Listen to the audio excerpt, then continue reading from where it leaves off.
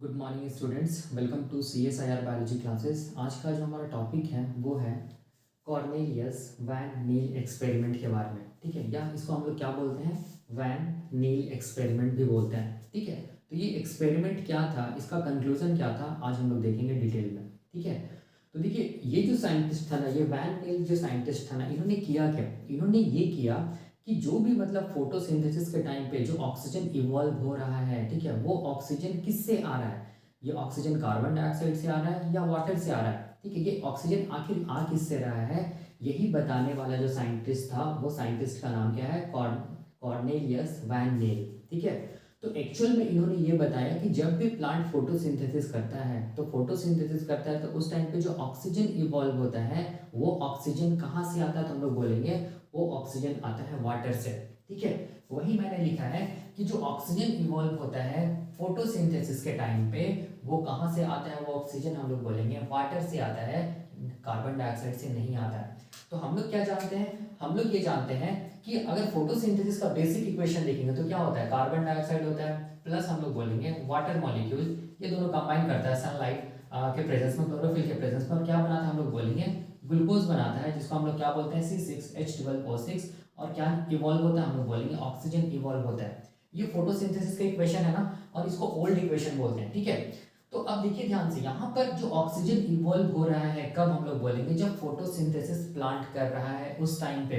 तो ये जो ऑक्सीजन है, ये ऑक्सीजन कहाँ से आ रहा है, ये ऑक्सीजन क्या कार्बन डाइऑक्साइड से आ रहा है, ये ऑक्सीजन क्या वाटर से आ रहा है। ठीक है, तो इसको पता करने के लिए हम लोग बोलेंगे कॉर्नेलियस वैन नील ने एक एक्सपेरिमेंट किया, और उस एक्सपेरिमेंट से इन्होंने ये कंक्लूजन निकाला कि यहाँ पर जब भी कभी फोटोसिंथेसिस होगा, ठीक है, जब भी कभी फोटोसिंथेसिस होगा, और फोटोसिंथेसिस के टाइम पे जो ऑक्सीजन इवॉल्व होगा, जो भी ऑक्सीजन इवॉल्व होगा, वो ऑक्सीजन हमेशा किससे आएगा, हम लोग बोलेंगे वो ऑक्सीजन हमेशा किससे आएगा, वाटर से आएगा। इसका मतलब हो गया कि वाटर क्या करेगा, हम लोग बोलेंगे ऑक्सीजन डोनर का काम करेगा। याद रखना, ऑक्सीजन डोनर का काम कौन करेगा, वाटर करेगा। ठीक है, कार्बन डाइऑक्साइड से कभी भी ऑक्सीजन नहीं आएगा, या हम लोग बोलेंगे जो ऑक्सीजन इवॉल्व हो रहा है ये कार्बन डाइऑक्साइड से नहीं आएगा, किससे आएगा ये ऑक्सीजन, हम लोग बोलेंगे वाटर से आएगा। इसका मतलब वाटर क्या करेगा, हम लोग बोलेंगे ऑक्सीजन डोनर का काम करेगा। ठीक है, तो ये साइंटिस्ट ने कैसे करके प्रूव किया, कैसे करके बताया कि जो ऑक्सीजन आ रहा है, ऑक्सीजन जो इवॉल्व हो रहा है ड्यूरिंग फोटोसिंथेसिस,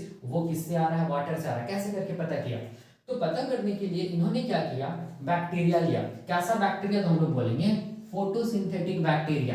याद रखिएगा, फोटोसिंथेटिक बैक्टीरिया वैसा बैक्टीरिया होता है जो फोटोसिंथेसिस करता है। ठीक है, याद रखना है कि ये फोटोसिंथेसिस करेगा, मतलब ये क्या बनाएगा, फूड को बनाएगा, लेकिन कभी भी ऑक्सीजन इवॉल्व नहीं करेगा।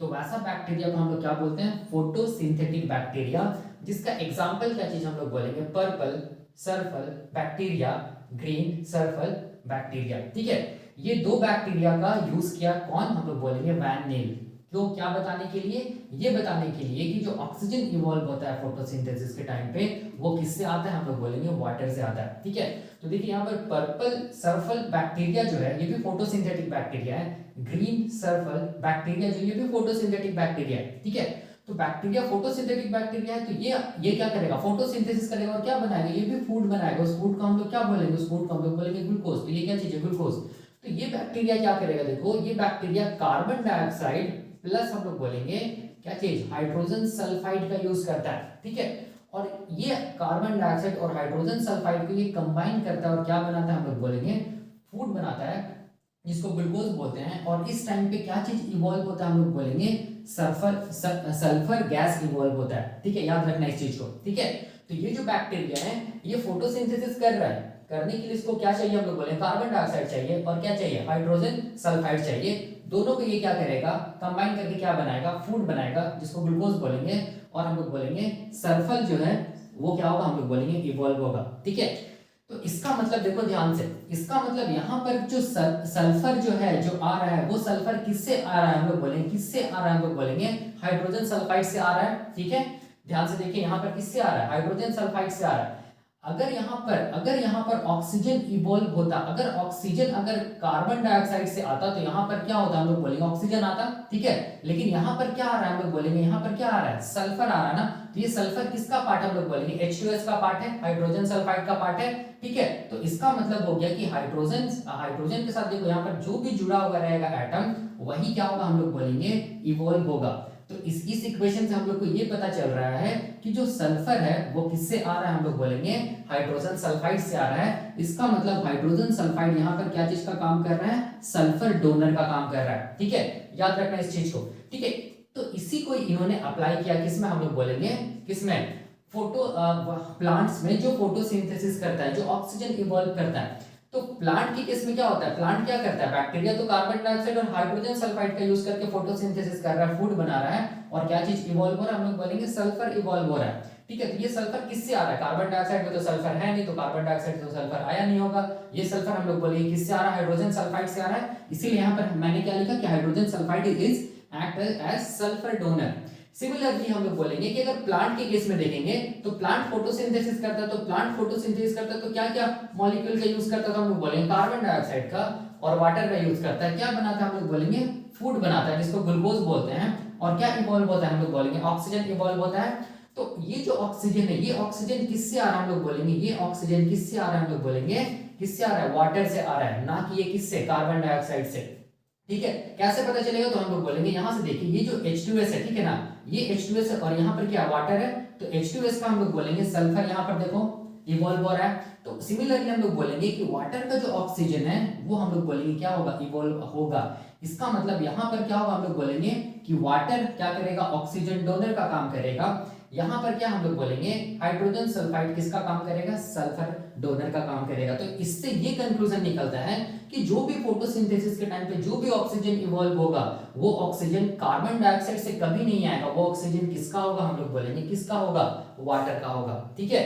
अगर कार्बन डाइऑक्साइड से ऑक्सीजन आता तो इस इक्वेशन में देखो ध्यान से, फोटोसिंथेटिक बैक्टीरिया में हम लोग बोलेंगे क्या इवॉल्व होता है, यहाँ पर सल्फर की जगह ऑक्सीजन इवॉल्व होता है। लेकिन यहाँ पर क्या इवॉल्व हो रहा है, हम लोग बोलेंगे सल्फर इवॉल्व हो रहा है, और वो सल्फर किससे जुड़ा हुआ है, हम लोग बोलेंगे H2 के साथ जुड़ा हुआ है। इसीलिए हम लोग बोलेंगे कि यहाँ पर हम लोग बोलेंगे जो ऑक्सीजन इवॉल्व हो रहा है वो ऑक्सीजन किसके साथ जुड़ा हुआ है, H2 के साथ जुड़ा हुआ है। तो यहाँ पर जो ऑक्सीजन इवॉल्व होगा वो किससे आएगा, हम लोग बोलेंगे वाटर से आएगा, ठीक है। तो वही मैंने यहाँ पर लिखा है, यही एक्सपेरिमेंट है क्या चीज का, वैन नील एक्सपेरिमेंट, जो बताता है कि जो ऑक्सीजन जो इवॉल्व होता है ग्रीन प्लांट्स के थ्रू ड्यूरिंग फोटोसिंथेसिस, वो किससे आता है, हम लोग बोलेंगे वाटर से आता है, वो कार्बन डाइऑक्साइड से नहीं आता है, ठीक है। बाद में इसके एक्सपेरिमेंट को हम लोग बोलेंगे प्रूव किया गया, कैसे तो हम लोग बोलेंगे रेडियो आइसोटोप टेक्निक के साथ। तो ये रेडियो आइसोटोप टेक्निक क्या होता है, ये हम लोग देखेंगे अगले लेक्चर में। अभी बस इतना जानिए कि जो भी वैन नील था वो बिल्कुल सही था, वो क्या था, वो बिल्कुल सही, उन्होंने बिल्कुल सही बताया था, और उनके ही एक्सपेरिमेंट को फर्दर हम लोग बोलेंगे प्रूव किया गया, किस टेक्निक के थ्रू, रेडियो आइसोटोप टेक्निक के थ्रू। और जो साइंटिस्ट ने प्रूव किया था उस साइंटिस्ट का नाम क्या था, रूबेन एंड कामेन, ठीक है। ये इसको याद रखिएगा, ठीक है। तो यहां पर से देखो, यहां पर से ये भी वैन नील ने ये भी बताया, देखो ध्यान से